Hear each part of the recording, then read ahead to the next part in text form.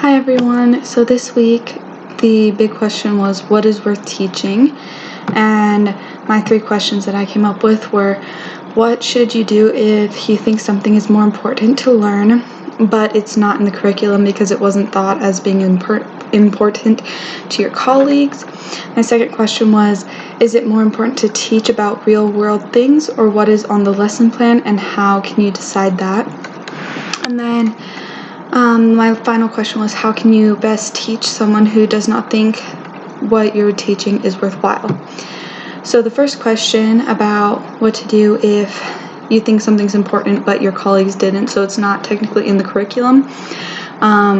There's a quote from Green that was a study material we read, and it said, "I'm convinced that if teachers today are to initiate young people into an ethical existence, they themselves must attend more fully than they normally have to their own lives and its requirements. They have to break with the mechanical life to overcome their own submergence in the habitual, even in what they conceive to be the virtuous, and ask the why with which learning and moral reasoning begin." And then, so I really like that for this question because it just tells you to ask why, and helps you look at just you and focus on what I need in my life and like what I focus on in my life, and then I can piggyback that on my teaching experiences with my students. And then my partner this week, she said, follow the impressions you receive as a teacher. The Lord puts us where we need to be to help his children. And I really like that, and I think following impressions as teachers is very important. Second question, is it more important to teach about real world things or just follow the lesson plan, combine them? How do you decide that?